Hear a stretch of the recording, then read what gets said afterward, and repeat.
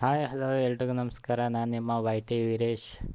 ಎಲ್ರಿಗೂ ಗಣೇಶ ಹಬ್ಬದ ಶುಭಾಶಯ ಅಂತ ತಿಳಿಸ್ತಾ ಇವತ್ತು ನಾವು ಬಂದೇವಿ ಮೇದಾರವಾಣಿ ಗಣೇಶನ ನೋಡೋಕ್ಕೆ. ನಿಮ್ಮ ಎಲ್ರಿಗೂ ಗೊತ್ತೇ ಇದೆ ಗಣೇಶ ಮೇದಾರವಾಣಿಯಲ್ಲಿ ಹೆಂಗಿಡ್ತಾರೆ ಅಂತೇಳಿ. ಅವ್ರ ಕೈ ಕಸಬ್ನಿಂದನೇ ಮಾಡಿ ಇಡ್ತಾರೆ. ಈ ಸಲ ಅವ್ರ ಕೈ ಕಸಬ್ನಿಂದ ಹಂಪಿ ರಥವನ್ನು ಮಾಡಿದ್ದಾರೆ.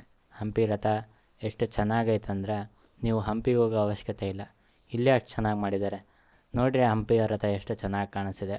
ನಾನು ಹಂಪಿ ರಥವನ್ನು ಎಷ್ಟು ಹತ್ತಿರದಿಂದ ನಾನು ಅಲ್ಲಿ ಹಂಪಿಗೆ ಹೋದಾಗ ನೋಡಿದ್ದೆಲ್ಲ, ಇಲ್ಲಿ ಅಷ್ಟು ಹತ್ತಿರದಿಂದ ನೋಡೋಕ್ಕೆ ನಮ್ಗೆ ಅವಕಾಶ ಸಿಕ್ತು. ಅದು ನಮ್ಮ ರಾಣೆಬೆನ್ನೂರಲ್ಲಿ. ಅದು ಇಷ್ಟು ವಿಭಿನ್ನ ರೀತಿಯಲ್ಲಿ ನಮಗೆ ಹಂಪಿ ರಥನ ನೋಡೋಕ್ಕೆ ನಮ್ಗೆ ಅವಕಾಶ ಸಿಗ್ತೈತೆ ಅಂತ ಅಂದ್ಕೊಂಡಿದ್ದಿಲ್ಲ. ಅದರಲ್ಲೂ ಈ ಹಂಪಿ ರಥವನ್ನು ಏನಕ್ಕಂದರೆ ಗಣೇಶ ಹಬ್ಬ ಅಂತೇಳಿ ಮಾಡಿದ್ದಾರೆ.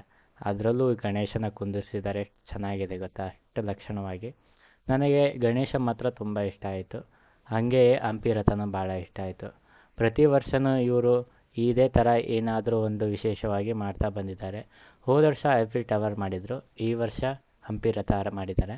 ಇವಾಗ ನೋಡ್ಕೊಡ್ರಿ ಗಣೇಶ ಎಷ್ಟು ಚೆನ್ನಾಗಿದೆ ಅಂದರೆ ಕಣ್ ತುಂಬ್ಕೋಬೇಕು. ಏನಂದರೆ ಗಣೇಶ ಸ್ವಲ್ಪ ಒಳಗಡೆ ಹೋಗಿ ನೋಡಿದ್ರೆ ಒಂಥರ ಮನಸ್ಸಿಗೆ ಶಾಂತಿ ನೆಮ್ಮದಿ ಅನ್ನಿಸುತ್ತೆ. ಗಣೇಶ ನೋಡ್ರಿ ಹಂಪಿ ರಥದಲ್ಲಿ ಎಷ್ಟು ಚೆನ್ನಾಗಿ ಕಾಣಿಸ್ತಿದೆ. ಬನ್ನಿ ಹಂಗೆ ಸ್ವಲ್ಪ ಮುಂದಕ್ಕೆ ಹೋಗ್ತೇನೆ, ತೋರಿಸ್ತೇನೆ.